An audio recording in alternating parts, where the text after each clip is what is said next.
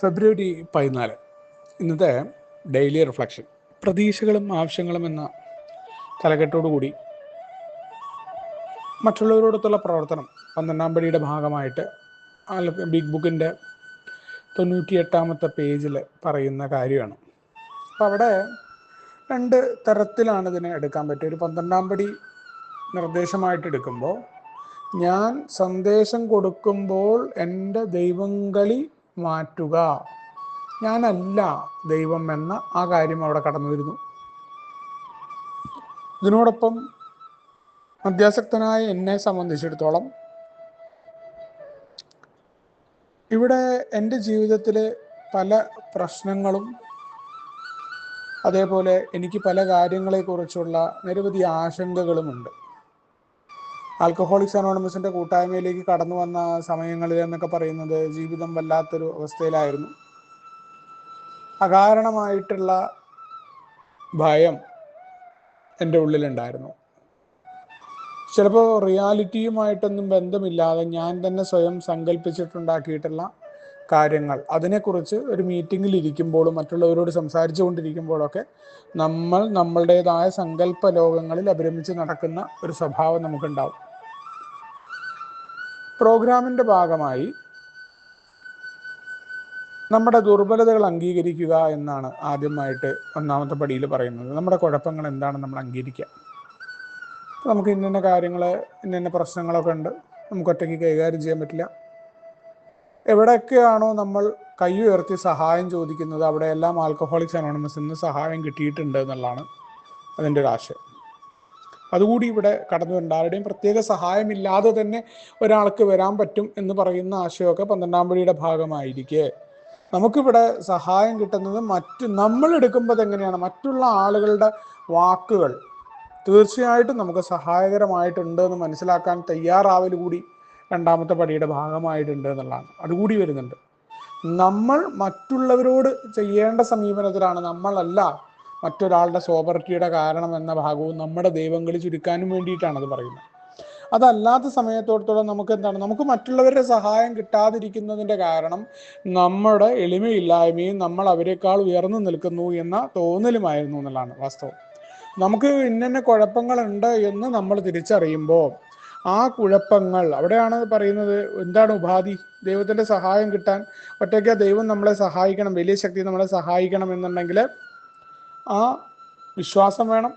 അതോടൊപ്പം തന്നെ വളരെ പ്രധാനപ്പെട്ട ഒന്നാണ് മനസ്സ് ശുദ്ധീകരിക്കാനുള്ള സന്നദ്ധത എന്നുള്ളത്.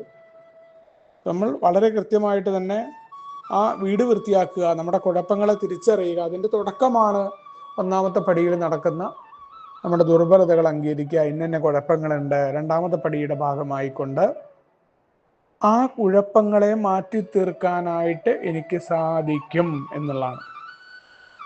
അപ്പോൾ എനിക്ക് എങ്ങനെയാണ് സാധിക്കുന്നത്?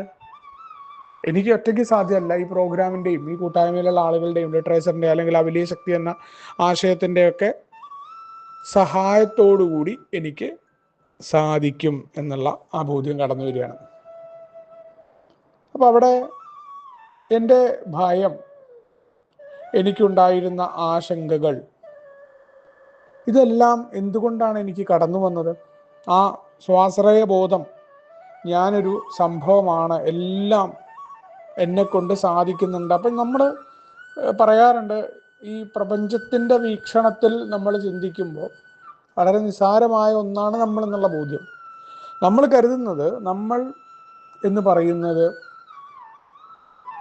നമ്മളുള്ളത് കൊണ്ടാണ് ബാക്കിയൊക്കെ ഇങ്ങനെ മുന്നോട്ട് പോകുന്നു. ഈവൻ ഏറ്റവും ഉദാഹരണമായിട്ട് പറഞ്ഞാൽ, ആ കാലത്ത് ഉണ്ടായിരുന്ന എൻ്റെ അമ്മ, എൻ്റെ മകൾ, ഇവരുടെയൊക്കെ നിലനിൽപ്പ് ഞാനുമായി ബന്ധപ്പെട്ടാണ് എന്ന ചിന്തയായിരുന്നു യഥാർത്ഥത്തിൽ എൻ്റെ ഭയത്തിൻ്റെ അടിസ്ഥാന കാരണം എന്നുള്ളതാണ്. യഥാർത്ഥത്തിൽ നമ്മൾ വിചാരിക്കുന്നു, നമുക്കിപ്പോൾ 5 മക്കളായിക്കോട്ടെ, 10 മക്കളായിക്കോട്ടെ, ഒരു മകളായിക്കോട്ടെ, ഒരു മകനായിക്കോട്ടെ, അതിനൊക്കെ പുറമെ, മക്കളുടെ ഒക്കെ പുറമെ വലിയ ബാധ്യതകളായിട്ടുള്ള മറ്റുള്ള ആളുകളും മറ്റവരൊക്കെ നമ്മളെ ആശ്രയിച്ച് കഴിയുന്നുണ്ടെന്ന് കരുതുക. ആൽക്കഹോളിക്സ് അനോണിമസിൻ്റെ പ്രോഗ്രാം വളരെ കൃത്യമായിട്ട് നമ്മളോട് പറഞ്ഞു, നമ്മുടെ തെറ്റിദ്ധാരണയാണ് നാളെ നമ്മളില്ലെങ്കിൽ ഇവിടെ എല്ലാം കുഴപ്പമായി തീരുമെന്നത് നമ്മുടെ വെറും തോന്നലാണ്. കാരണം നമുക്ക് നമ്മളെക്കുറിച്ച് തന്നെയുള്ള കാഴ്ചപ്പാടിൽ ഉണ്ടായിട്ടുള്ള ശരിയായ ധാരണയില്ലായ്മയാണ് ഇതിൻ്റെ അടിസ്ഥാനം. അതാണ് നമ്മുടെ ഭയം. നമുക്ക് എന്തിനെക്കുറിച്ചാണ് ഈ ഭയം? ഇല്ലാത്ത കാര്യങ്ങളെക്കുറിച്ച് നമ്മൾ ചിന്തിക്കുന്നതിൻ്റെ കാരണം നമ്മൾ നമ്മളുടെ ചിന്തകളിലും നമ്മളെ പ്രപഞ്ച കേന്ദ്രമായിട്ട് വെച്ചിരിക്കുകയാണെന്നാണ് പറഞ്ഞിട്ട്. അങ്ങനെ ആകുമ്പോൾ എന്തുണ്ടാവുന്നത്? നമുക്ക് ഭാവിയിൽ ജീവിതം എങ്ങനെ മുന്നോട്ട് കൊണ്ടുപോകണം എന്നതിനെക്കുറിച്ചുള്ള പ്രതീക്ഷകൾ ഉണ്ടാവില്ല. നമ്മളെപ്പോഴും ദുഃഖത്തിലായിരിക്കും. അത് ഭാവിയെ മാത്രമല്ല, നമ്മൾ ഭാവിയിലേക്ക് നോക്കിയിരിക്കുമ്പോൾ സംഭവിക്കുന്നത് ഇന്നിൽ വല്ലാത്ത കുഴപ്പങ്ങൾ നമുക്കുണ്ടാവും. അവിടെയാണ് രണ്ടാമത്തെ പടി നമ്മളെ സഹായിക്കുന്നത്. ഇന്നിൽ നിൽക്കാനായിട്ട് ആൽക്കഹോളിക്സ് അനോണിമസിന്റെ പ്രതീക്ഷകൾ എന്ന് പറയുന്നത് രണ്ടാമത്തെ പടി വലിയ പ്രതീക്ഷയാണ്. ജീവിതത്തെ എങ്ങനെയാണ് ഭാവിയിൽ എനിക്ക് നല്ലതുണ്ടാകും എന്ന് പറഞ്ഞുകൊണ്ടുള്ള പ്രതീക്ഷയല്ല. ഭാവിയിൽ നല്ലതുണ്ടാകും എന്ന പ്രതീക്ഷ, അല്ലെങ്കിൽ ഭാവിയിൽ എങ്ങനെയാണ് നല്ലതുണ്ടാവുക എന്ന് വെച്ചാൽ ഭാവിയെക്കുറിച്ചുള്ള ചിന്ത അവിടെ കളഞ്ഞു. ഞാനല്ല അതൊന്നും ഡയറക്റ്റ് ചെയ്യുന്നത് എന്ന് പറഞ്ഞു. ഒരു വലിയ ശക്തി അംഗീകരിക്കണം. എന്നെ കൊണ്ട് പറ്റില്ല എന്ന് പറഞ്ഞല്ലോ മുന്നോട്ട് പോകാൻ. അപ്പം പിന്നെ എനിക്ക് സഹായമുണ്ട്. പിന്നെ ഞാനെന്തിനു ഭയപ്പെടണം? അപ്പം ഞാൻ എന്ത് ചെയ്യേണ്ടത്? എന്താണ്? വലിയ ശക്തിയെ ഉപയോഗപ്പെടുത്തേണ്ടത് എവിടെയാണ്? ഇന്നത്തെ ദിവസം ഇപ്പോൾ ചെയ്യുന്ന കാര്യങ്ങളിൽ കൃത്യമായിട്ട് അതിനെ ഇടപെടുത്താൻ പറ്റുന്നുണ്ടോ? കാരണം ഇന്നിലേക്ക് ജീവിക്കുക, ഈ മുഹൂർത്തങ്ങളിലേക്ക് വരിക എന്നുള്ളതാണ് പിന്നീട് പരിശീലനം തുടങ്ങിയത്. മറ്റൊരാളുമായിട്ട് ഏറ്റു പറയാൻ തുടങ്ങിയപ്പോൾ ആ കാര്യങ്ങൾ നീ ഇല്ലെങ്കിലും അവർ മുന്നോട്ട് പോയിക്കോളും. ലോകത്തിൽ അങ്ങനെ എത്രയോ ആൾക്കാരുണ്ടായിരുന്നു. ഏല് വന്ന കാലത്ത് എൻ്റെ ഒപ്പം യാത്ര ചെയ്തിരുന്ന സുഹൃത്ത്, അദ്ദേഹത്തിൻ്റെ മരണമൊക്കെ എത്രത്തോളം നമുക്കറിയില്ല. എന്നാൽ പോലും ആ ഒരു മരണത്തിന് അദ്ദേഹം എന്നും ആശങ്കയോടുകൂടി പറഞ്ഞ അദ്ദേഹത്തിൻ്റെ മക്കളുടെ വിദ്യാഭ്യാസം, പ്രത്യേകിച്ച് മകളുടെ കാര്യമൊക്കെ ആയിരുന്നു. പക്ഷേ പിന്നീട് അവിചാരിതമായിട്ട് അവരെ കോൾ ചെയ്യാനും അദ്ദേഹത്തിനെ വിളിച്ചത് അവർക്ക് കിട്ടുകയും അവരുടെയൊക്കെ ജീവിതം മാറി മറിഞ്ഞു അദ്ദേഹം വിചാരിച്ചതിനപ്പുറമായിട്ട് പോയത്. അപ്പോൾ ഒരു വ്യക്തിയെ ആശ്രയിച്ചല്ല എന്ന് വളരെ കൃത്യമായ ബോധ്യം എനിക്ക് കടന്നു വന്ന പ്രാക്ടിക്കൽ അനുഭവം. അതിന് മുന്നേ പരിശീലിക്കുന്നത് നമ്മുടെ പ്രോഗ്രാമിൽ മുന്നേ പോയ പഴമക്കാർ പറഞ്ഞു, അതിനെക്കുറിച്ച് നിനക്കറിയില്ല, ഇതുവരെ ഉണ്ടായതിൽ നീ ഇങ്ങനെ വിചാരിച്ചിരുന്നു, ഇത്രയൊക്കെ ബോധം ഉണ്ടായിരുന്നെങ്കിൽ നീ ഇങ്ങനെ കുടിച്ചു കിടക്കുമായിരുന്നു. മകളെക്കുറിച്ചുള്ള ആശങ്കയെക്കുറിച്ചൊക്കെ പറയാൻ വേണ്ടിയിട്ട്. സംഗതി ചിന്ത ഉണ്ടാവരുത് എന്നല്ല പറയുന്നത്. ആ ചിന്ത പോലും നിനക്ക് ഭാവിയിൽ നന്നായി നിൽക്കാൻ പറ്റില്ല. കാരണം എന്താ? ഭാവി നന്നാകണമെങ്കിൽ ഇന്നലെ ഈ നിമിഷം നിൽക്കണം. ഇങ്ങനെ നീ നന്നായി നിന്നാലേ നിനക്ക് ഭാവിയിൽ അവർക്ക് വല്ലതും ചെയ്യാൻ പറ്റൂ. ഒന്നതിന് ആദ്യം എന്ത് വേണം? നീ ഇല്ലെങ്കിലും ഈ ലോകം മുന്നോട്ട് പോയിക്കോളും, ഓരോ മനുഷ്യരും ജീവിച്ചോളും എന്നുള്ള ചിന്ത ആദ്യം ഉണ്ടാവണം. അപ്പോഴേ നിനക്ക് ഇന്നലെ നിൽക്കാൻ പറ്റും. അപ്പൊ ഇന്ന് എങ്ങനെയാ നിൽക്കുക? ആദ്യം ഈ കാര്യം വരിക, ഇത് ചർച്ച ചെയ്യുക. ചർച്ച ചെയ്തു, വേറൊരാളുമായിട്ട് ചർച്ച ചെയ്താലേ പറ്റുള്ളൂ. അപ്പൊ അതിനെന്താ? പ്രോഗ്രാമിൽ നിൽക്കുന്ന ആളുമായിട്ട് ചർച്ച ചെയ്ത ശേഷം പിന്നെ ഏറ്റവും അടുത്ത സിമ്പിളായിട്ടുള്ള പരിപാടി എന്താണ്? ഇപ്പോൾ ഈ നിമിഷം എനിക്ക് ചെയ്യാൻ പറ്റുന്ന ഒരു കാര്യം, അതിപ്പോൾ പുസ്തകം വായിക്കലും ആയിരിക്കാം, വേറൊരാളുമായിട്ട് സംസാരിക്കുക. അത് പരിപൂർണമായിട്ട് അതിൽ മുഴുകിക്കൊണ്ട് അതിൽ എൻജോയ് ചെയ്തുകൊണ്ട് ചെയ്യാനായിട്ട് നമുക്ക് പറ്റുന്നുണ്ടോ?